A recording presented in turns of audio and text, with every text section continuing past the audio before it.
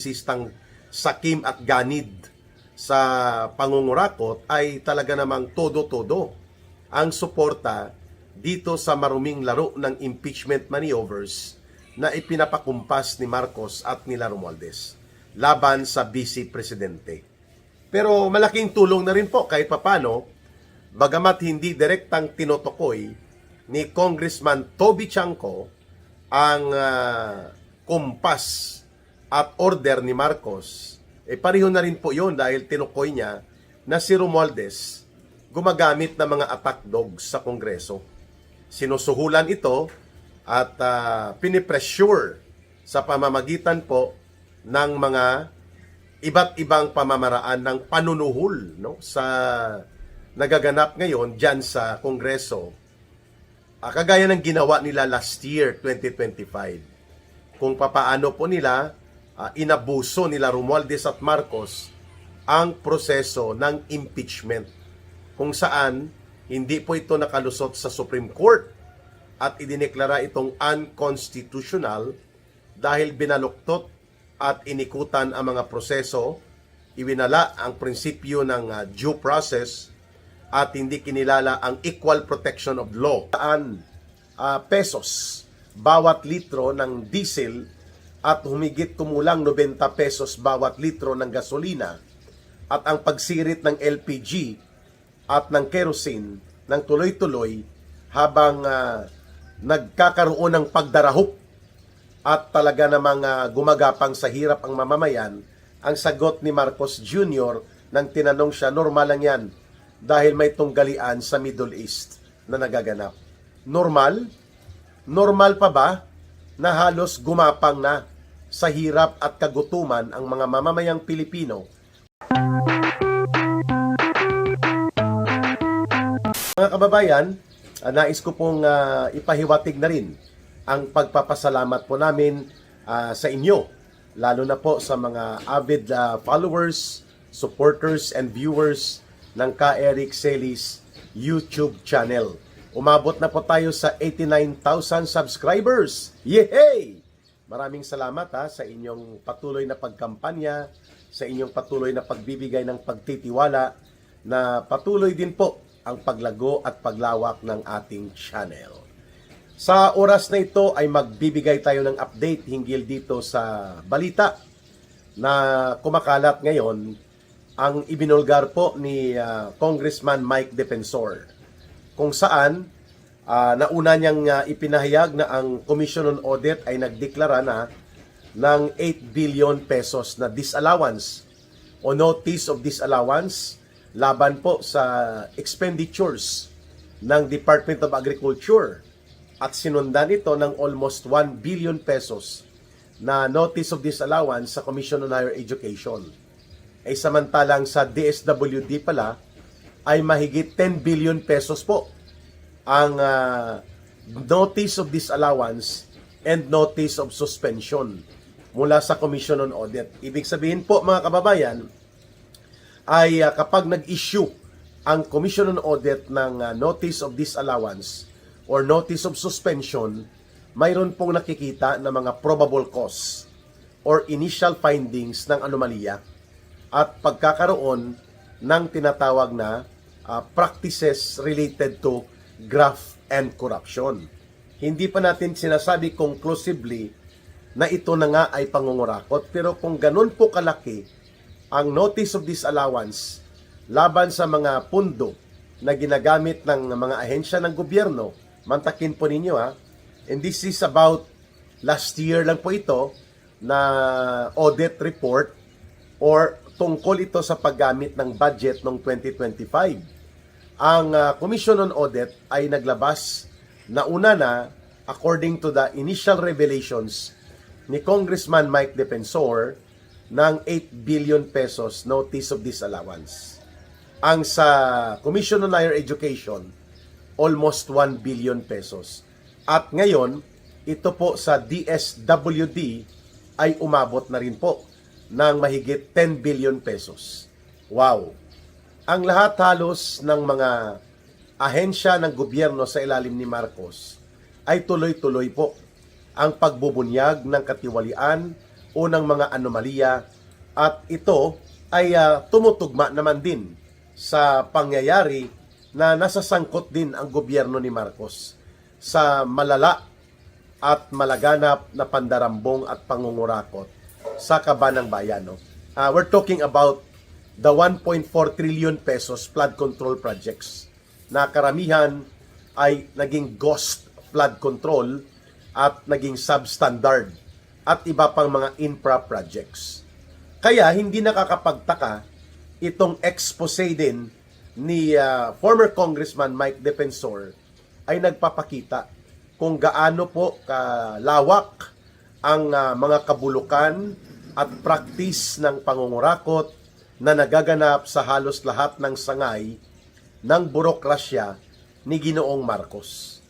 At ito ay nagpapahiwatig kung bakit tuloy-tuloy din po ang pagdausdos pabulusok pababa ng kanyang trust and approval rating.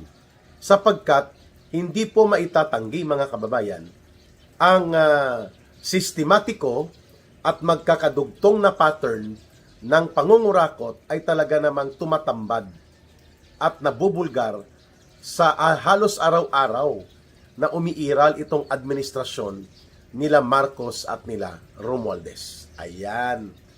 Kaya kahapon din po, pinotakti ng pagpupuna ng mga mamamayan, itong naging pahayag din ni Marcos na di bali nang umabot ng 100 pesos bawat litro ng diesel at humigit kumulang 90 pesos bawat litro ng gasolina at ang pagsirit ng LPG at ng kerosene ng tuloy-tuloy habang nagkakaroon ng pagdarahop at talaga namang gumagapang sa hirap ang mamamayan.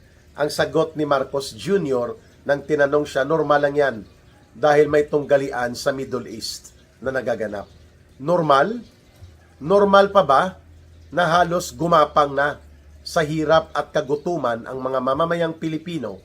Walang regular na trabaho, walang regular na income, at halos hindi makaagapay ang kinikita ng mga manggagawa at pati na rin po ang mga pobre na mga pamilyang mga mahihirap sa kanayunan. Ang sagot lang ng presidenteng ito, normal lang yan dahil may giyera, may tunggalian. Paano kung kukunin mo na o ihatiin mo na ang buwis na 15 pesos per liter para hindi sumirit ng todo ang produktong petrolyo? Paano kaya kung centralized importation and centralized din ang distribution sa mga oil products na ito, gobyerno po ang magtatakda ng landed cost price? Hindi po ginagawa ni Marcos dahil nag-aantay pa daw siya na makakuha siya ng emergency powers to be granted by Congress. Umabot na po ng 3 linggo ang armadong tunggalian sa pagitan ng bansang Iran laban sa Israel at laban sa Estados Unidos. And yet, ngayon pa lang po naisipan ni Marcos na magkaroon ng tinatawag na request for emergency powers. Kaliwat kanan na po ang problema ng mga mamamayan at paano po pag lumawak po sa rehiyon ng Middle East ang ganitong uri ng mga tunggalian na pwedeng mag-dislocate at magkaroon ng matinding epekto sa kabuhayan at trabaho ng ating mga kababayan na umaabot mahigit 2 milyong mga Pilipino po ang nagtatrabaho o nabubuhay doon sa Middle East region. Ayan. So iyan po ang mga issue na nais nating bigyang punto. Halimbawa, instead na nagbigay ng ayuda itong DSWD na 30 billion pesos para sa mga local government units, sa mga alkalde sa paligid ng Metro Manila, bakit hindi na lang ito ginamit upang emergency support para po sa subsidy ng mga transport groups upang hindi magtaas ng kanilang pasahe, pero bibigyan po sila ng fuel subsidy ng gobyerno. Di po ba, malaking bagay itong 30 billion pesos na gagamitin na panunuhol ni Marcos sa mga local government units sa Metro Manila. Samantala pong pinigilan po ni Marcos Jr. kahapon ang pagtaas ng mga pasahe. Akala niya ay bidang-bida siya sa mga commuters.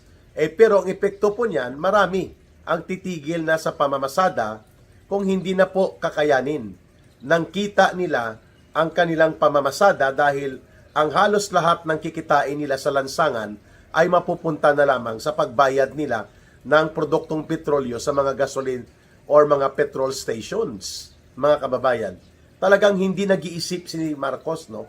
Normal lang po daw yan. Hindi po normal ito na ang mga mamamayang Pilipino, 3 milyon halos ang nawala ng trabaho in the first quarter of 2026. Out of the more than 14 million labor force, 3 milyon po ang natanggal o nawala ng trabaho. Halos sa loob lamang ng unang quarter nitong taong 2026. At ito nga, mga kababayan, binubulgar pa ng report ng Commission on Audit na napakalaki po ng mga pera na nagastos o nawaldas sa ahensya po ng Department of Agriculture, sa Commission on Higher Education, at ngayon na naman ay DSWD. Pare-pareho pong may mga notice of disallowances, may notice of suspension mula sa Commission on Audit. Ang sagot lang ni Marcos, normal lang po yan, mga kababayan. Normal pa po ba ang ganitong kalagayan ng ating bansa na halos lumulunod na o nalulunod na sa kumunoy ng kahirapan ang ating mga mamamayan? Kaya po, mga kababayan, nararapat lamang na tayo po ay magkaroon ng petisyon na mag-resign na si Marcos. Hindi na niya kayang pamunuan pa ng matuwid at matino ang panggobyerno sa Pilipinas. Si Marcos Jr. po ang dahilan kung bakit tuloy-tuloy ang pagdausdos at pagbulusok pababa ng ating mga kalagayang pang-ekonomiya dahil hindi po niya alam kung ano ang mga contingency measures, ang mga nararapat na mga economic measures, ang nararapat na mga emergency actions, kaakibat ng krisis na ito. Mantakin mo, hindi naman siya kailangan pa doon sa Amerika, sa Estados Unidos, para kunwari magsasalita siya sa isang pagpupulong sa United Nations. Hindi naman po siya ang pinakasentro doon. Instead na inatupag niya ang krisis ng ating bayan, instead na inatupag niya ang malinaw na pangangailangan ng kagyat na liderato, hindi po niya nagagawa ito. Kaya po, itong 3 malalaking issue na ngayon ay nagkakaroon ng paglalantad. Una, ang tuloy-tuloy na pagbubulgar na nangyayari po sa mga graft and corruption related na mga expenditures na pina-flag down ng Commission on Audit. 3 agencies of government pa lang po ito, Department of Agriculture, Department of DSWD or Social Welfare, at saka yung Commission on Higher Education. Sinabayan pa po ito ng walang pakundangan at walang damdamin na pagbubuhos ng mga pondo na hindi naman kailangan sa kanilang ayuda na diskarte upang bilhin at suhulan ang loyalty ng mga Metro Manila mayors na nagkakahalaga po ang mga ayudang ito sa 30 billion pesos. At ito ngayon, ang pagsambulat ng hindi maapula na parang apoy na naglalagablab na krisis sa produktong petrolyo na pwedeng magkaroon ng malawak na epekto po, mga kababayan, sa mas malaking bahagi ng ating ekonomiya. Sa supply ng pagkain, presyo ng pagkain, sa supply at presyo ng kuryente, at ngayon po, pati ang mga basic services sa transportation ay malubhang apektado na rin po, mga kababayan. Kaya, si Marcos, cool lang, cool. Okay lang po ang maging normal at cool kung mayroon pong mali-maleta na mga limpak-limpak na pera ang taong bayan. Kagaya po ng sindikato na mga miyembro na pinamumuno ang sindikato nila Marcos at nila Romualdez. Okay lang po na maging okay ka at okay lang na ikaw ay maging normal ang reaksyon mo sa pagsirit ng presyo ng produktong petrolyo na umaabot na halos sa 100 pesos bawat litro kung ikaw ay may natatanggap na mali-maleta na mga diniliber sa iyo mula sa pinagnakawan at dinurubuhan ng mga partida nila sa sindikato ng pangungulimbat nila Marcos at nila Romualdez, no, mga kababayan. Pero ang milyong-milyong mga Pilipino ay hindi po okay. Ang milyong-milyong mga kababayan natin ay hindi po nagkakaroon ng anumang kakayanan na umagapay at humarap sa malalim na krisis na ito na kinakaharap ng ating mga kababayan. Bakit? Sapagkat simula po nang umupo si Marcos bilang presidente, tuloy-tuloy po ang pagdausdos ng kalagayang pang-ekonomiya ng ating bansa. At walang ibang pwedeng sisihin dyan kundi ang kanyang administrasyon, sapagkat pinangunahan nila ang paglaganap ng mga pangungurakot at pandarambong that indeed ito ngayon ay isang world record na ang kanyang ginawa at ng kanyang pinsan. The greatest robbery of the government by the government itself. Ang pinakamalaking pandarambong at pagnanakaw na ginawa ng gobyerno sa sariling gobyerno mismo ay nangyari sa ilalim po ni Ginoong Marcos. And that is the reason na ngayon wala po tayong mapagkukuhanan ng sapat na pondo para po magkaroon ng stabilization ang ating krisis sa langis at pati na po sa pang-ekonomiya, sapagkat kailangan pa nating umutang upang tustusan ang budget nating naiipit at nagigipit taon-taon. Mahigit po 1.4 trillion pesos ang inuutang ng gobyerno para punuan ang budget deficit.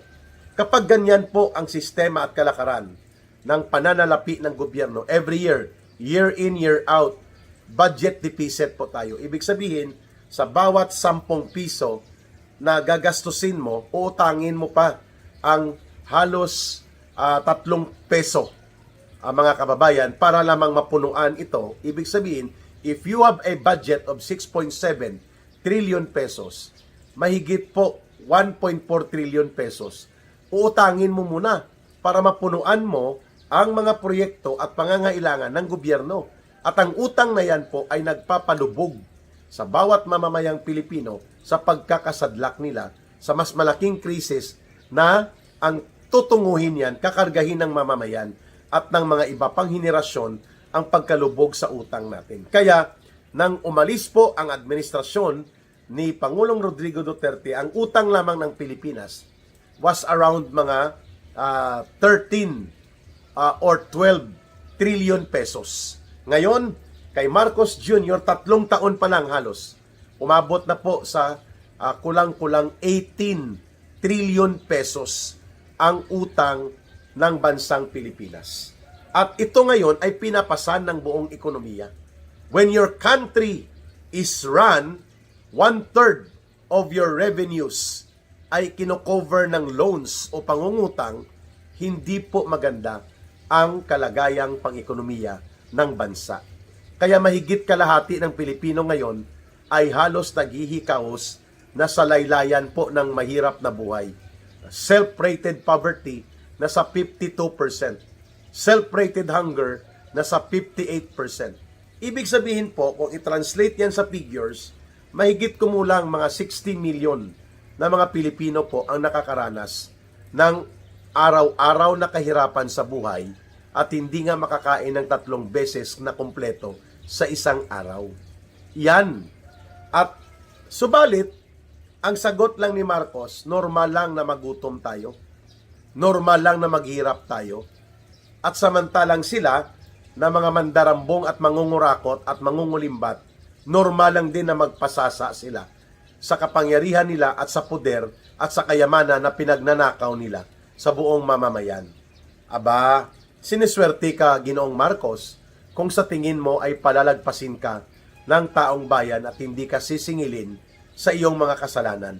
Ang pagkakaroon ng lugmok na ekonomiya, ang pagkaroon ng sadsad na kabuhayan na gumagapang halos mag-survive sa krisis na ito at ang nakaambang na mas lalo pang mas malawak at mas matinding krisis sa buong lipunan at buong ekonomiya, walang ibang pinagmumulan yan kundi ang palpak, incompetent, bulok at magnanakaw na panggobyerno na pinamumunuan ni Marcos at nila Romualdez. At yan ang dapat baguhin. Yan ang dapat palitan. Yan ang dapat mapalayas sa poder. At hindi tayo magiging normal kung hanggat sa kasalukuyan ay wala pong magaganap na pagbabago sa pamunuan ng gobyerno.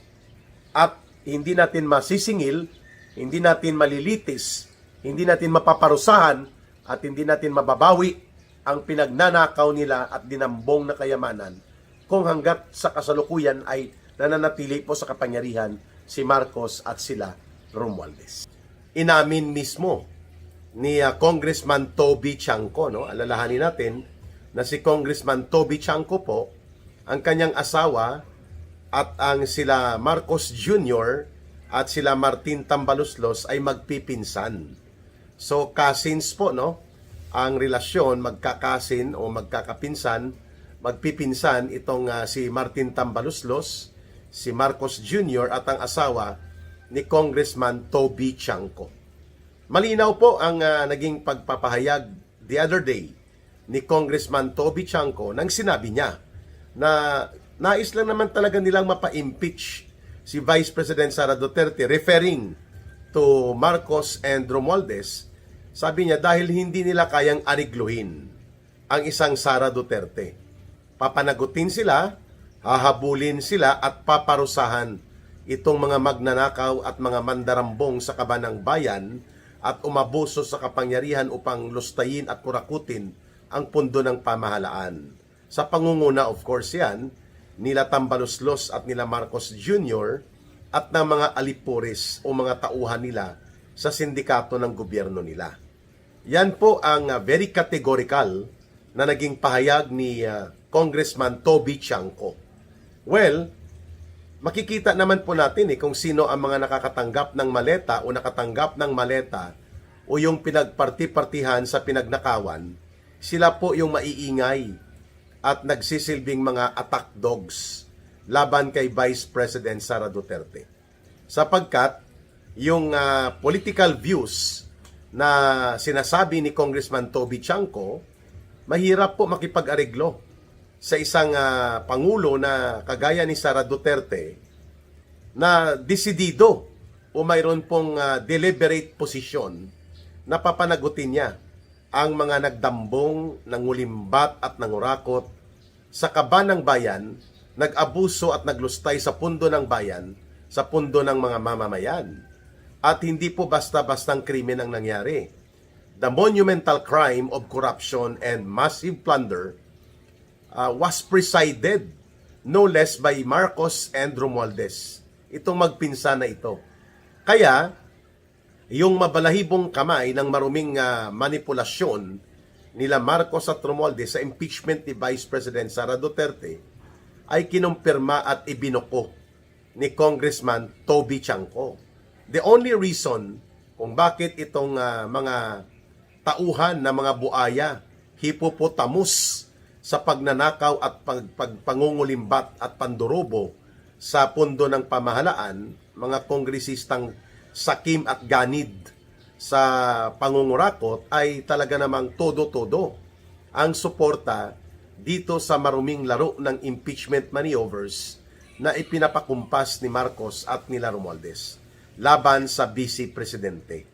Pero malaking tulong na rin po kahit papano, bagamat hindi direktang tinutukoy ni Congressman Toby Chanco ang kumpas at order ni Marcos, pareho na rin po yun dahil tinukoy niya na si Romualdez gumagamit ng mga attack dogs sa Kongreso.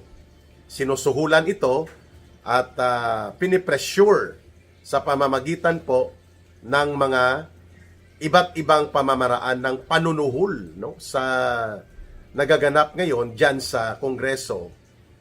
Kagaya ng ginawa nila last year, 2025. Kung papaano po nila inabuso nila Romualdez at Marcos ang proseso ng impeachment, kung saan hindi po ito nakalusot sa Supreme Court at idineklara itong unconstitutional dahil binaluktot at inikutan ang mga proseso, iwinala ang prinsipyo ng due process at hindi kinilala ang equal protection of law, which are the principles and foundation in the democratic exercise ng mga karapatan at tungkulin sa isang demokratikong lipunan, lalo na sa pagpapatupad ng mga probisyon ng batas. Kaya naman po, ito ang nangyari ngayon. Nag-react ang isa sa mga tinitingnan na supposedly kaalyado po ito ng administrasyon ni Marcos. Itong si Congressman Toby Chanco, pero ang nangyari po ay ibinubulgar niya at ipinapakita kung gaano ka rumi, gaano ka dumi itong impeachment operations laban kay Vice President Sara Duterte, no? Sa aking background, no, medyo makikita nyo, masakit na ang sikat ng araw, inabutan na po ng sikat ng araw ang ating live, no, or ang ating video talakayan and analysis sa Balita Talakayano, kaya dito na po ang light sa harap ni Ka Eric, kaya medyo nagre-reflect na rin po sa ating screen ng ating cellphone, kaya medyo nakaka-distract, no? Pero sige lang, pakinggan nyo lang po si Ka Eric dahil iwan ko kung ililipat natin ang angle, magbabago siya, pareho lang din yata no, mga kababayan. Mag-move lang ako ng konti kasi natatanamaan yung screen natin ng ilaw ng pagsikat ng araw, pero tiyagain na lang natin ito kasi nakapagsimula na po tayo. Pangalawa po, mayroon din na panawagan si Congressman Igay Erese na ibunyag na po, mga kababayan, itong tinatawag na mga kabulastugan hinggil po sa paggamit ng Kongreso upang muli na namang umatake sa mga karapatan ni Vice President Sara Duterte. At gamitin ito para pagtakpan ang totoo na issue ng malawakang korupsyon at malakihang pandarambong na nagaganap at naganap sa ilalim po ng administrasyon ni Ginoong Marcos. Okay. So dalawa na po ang nagsasabi na ang layunin lang naman talaga kung bakit gustong-gustong magpa-impeach ni Martin Romualdez with the support of Marcos laban kay Vice President Sara Duterte is because takot na takot po sila na makakaupo bilang presidente si Sara Duterte either earlier of 2028 or earlier than 2028 dahil pwede pong mag-resign si Marcos Jr. due to incapacity, incompetence, or sa kanyang konsyensya na hindi na niya kayang pamunuan pa ang gobyerno. He can resign. And anytime, Sara Duterte as the constitutional standby president can take over sa mapayapang pamamaraan. Or, mag-hold the line si Marcos dahil takot na takot nga sila sa isang presidente na Sara Duterte at susubukan po nilang hindi makatakbo si Sara Duterte sa 2028 sa pamamagitan nitong impeachment gimmick nila, or kung hindi ito magtatagumpay hanggang sa Senado, hindi nila makukuha ang vote of 16 senators at the least para ipakonvict ang isang Sara Duterte. So ang gagawin nila ay magbubuo sila ng panibagong kampanya at disenyo kung papaano mapipigilan ang pagiging presidente ni Sara Duterte.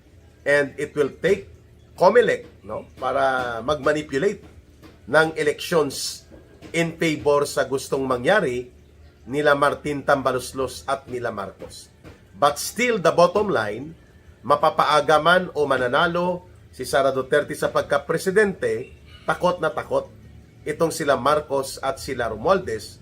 The reason na hindi nila kayang mapapayagan ang isang pangyayari na ikakaresulta ng pagkakaroon ng another Duterte at the leadership of the government kung saan mukhang hindi nila mapipigilan na mananalo pa rin ang isang Sara Duterte bilang magiging Pangulo ng Pilipinas dahil nakikita natin ang survey, mga kababayan. Lugmok at lagapak si Marcos, -9. Sa GMA News Network and DZWB direct survey sa mga mamamayan, umaalagwa po si Sara Duterte, no?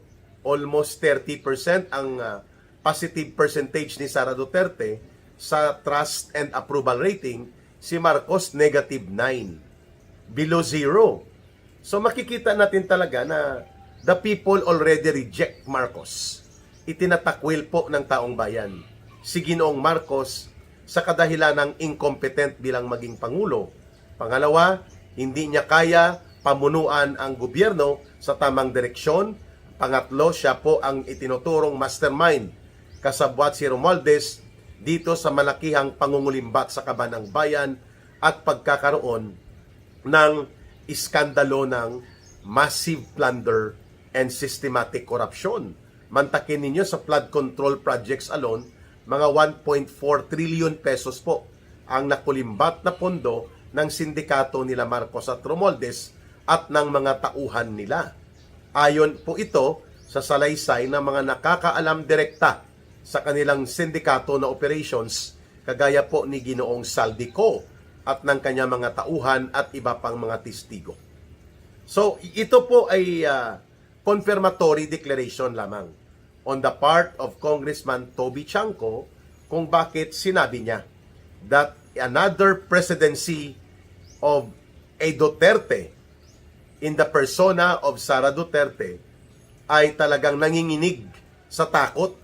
Itong sila Martin Tambaloslos, sila Marcos Jr., kasama na po dyan kahit hindi siya direktang pinangalanan ni Toby Chanco, sila Sandro Marcos, ito pong sila Stila Kimbo, ito sila Dong Gonzales, ito mga gang of 6 plus 4, ito mga contractors na ginamit ang Kongreso para hut-hutin, sipsipin at ubusin ang pundo ng pamahalaan at ang kaban ng bayan to the detriment and to the grave disadvantage of the people. Kaya naglugmok po ang ekonomiya, gumagapang ang kabuhayan ng mga mamamayan because all of this bumabalik po sa malawakang pangungurakot at pangungulimbat na nangyayari at nangyari sa ilalim ng gobyerno ni Marcos at Romualdez. And because of that, nakikita natin na gagawin po nila Marcos at Romualdez ang lahat ng hakbang mapipigilan lamang ang pag-angat bilang Pangulo ng Republika ng Pilipinas ang isang Sara Duterte. It was very formidable for the Vice President to declare na tatakbo siyang Pangulo at sinabi niya, ipapasiguro niya na may mananagot ang mga nasasangkot at naging bahagi ng mga paglulustay at pagnanakaw sa pundo ng pamahalaan sa kaban ng bayan at umabuso ng kanilang kapangyarihan para magnakaw at magpayaman. Very categorical po ang ganong deklarasyon ng Vice Presidente, kaya sabi ni Congressman Toby Chanco, 1 million times in an attempt on the part of Congressman Toby Chanco to emphasize 1 million times hindi nila maaariglo ang isang Sara Duterte. Kaya gusto nilang ipa-impeach. Maraming salamat sa ganitong uri ng pagbubulgar at sana makikita ito ng mga may natitira pang matitinong pag-iisip sa Senado. Sapagkat alam natin na kailangan lang po ni Martin Tambaloslos at nila Marcos Jr. ng mga 108 signatories na pipirma ng mga kongresista anytime in the month of April or in the month of May. Magpapatawag sila ng kapulungan nila at iaakyat na nila ang articles of impeachment na kanilang binaluktot na naman laban kay Vice President Sara Duterte. But when the impeachment complaints nila na gawa-gawa at kanilang binaluktot at ipinilit, aakyat yan sa Senado. And now the ball of decision will be at the hands of the Senate. At naniniwala po tayo sa kasalukuyan na wala po silang numero na hawak na 16. The most that they can have at the Senate, 7. Sino yon ang pwedeng bumoto na sigurado tayong ipapatanggal talaga nila si Sara Duterte dahil mga ambisyoso at nag-aakto na rin na special agents bilang mersenaryo at bayaran ni Marcos at nila Romualdez. Sa Senado, number 1 si Tuta Soto, number 2 si Ping Lacson, number 3 si Ontiveros, si Pangilinan 4, number 5 si Erwin Tulfo, number 6 si Rapi Tulfo. Ang pang-7, tingnan natin kung buboto si Bam Aquino, pero mukhang mag-a-abstain daw ito ayon sa pulso dahil takot ito sa mahigit 20 million na solid voters ng Duterte At kung i-factor in mo pang Sara Duterte, mga 30 million voters. At gusto ring mag-ambisyon nito si Bam Aquino na umangat din siya sa politika. At ang iba dyan, re-electionist, no, sa 2028, no? Sakaling matutuloy ang eleksyon at hindi mako-convict si Sara Duterte, marami dyan ang mag-aalangan. So, 6 or 7 lang ang siguradong magagamit nila Marcos at Romualdez para mapakonvict si Sara Duterte. They need 16. Ayan. Kaya, timing itong ibinulgar ni Congressman Toby Chanco na gusto lang naman talaga nila mapa-impeach si Sara Duterte dahil natatakot sila. Which means, ang sila, si Romualdez, si Marcos, at ang mga tauhan at mga sindikato nila sa pagnanakaw at pangungurakot na mga kongresista na kasabwat nila at iba pa mga opisyal ng gobyerno ni Marcos.